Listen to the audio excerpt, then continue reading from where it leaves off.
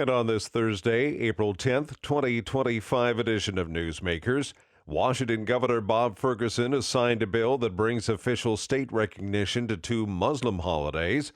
Brad Ford reports. Eid al-Fitr and Eid al-Adha are among the most significant Islamic holidays celebrated by millions globally, including more than 100,000 Washingtonians. The new law does not establish Eid holidays as paid holidays, but rather adds them to the state's list of recognized observances similar to Lunar New Year. I'm Brad Ford. Mike Huckabee is the new U.S. ambassador to Israel.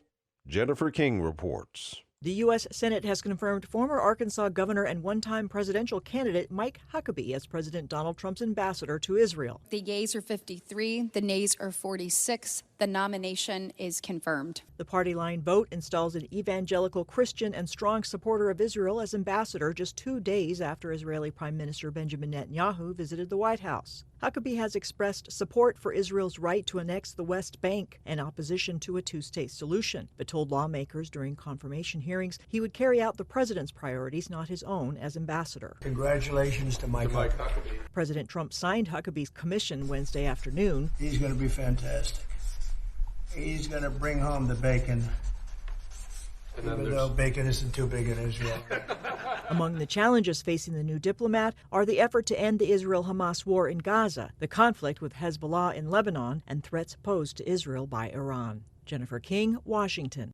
Pope Francis has met privately with King Charles III and Queen Camilla at the Vatican during the royal couple's 4-day state visit to Italy and on the occasion of their 20th wedding anniversary. More from Lawrence Brooks. It was the first known meeting since the Pope's return to the Vatican after 5 weeks in a Rome hospital for life-threatening double pneumonia. Francis had already planned to have an audience with Charles, but the official state visit to the Vatican was postponed due to the Pope's health. But Francis later issued a new invitation for a private audience. The mid-afternoon visit lasted about 20 minutes and included a private exchange of gifts.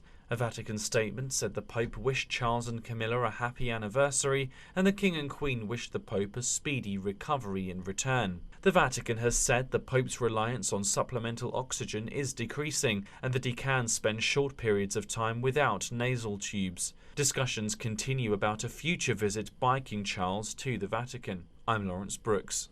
An animated film about Charles Dickens telling his son the story of Jesus is expected to have a strong opening weekend.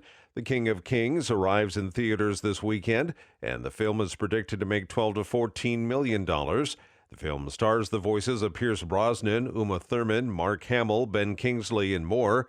Oscar Isaac, who has voiced numerous animated films, provides the voice of Jesus. The movie is produced by Angel Studios, and tickets are available on its website at angel.com. And that's Newsmakers for this Thursday, April 10th, 2025 edition. I'm Keith Black.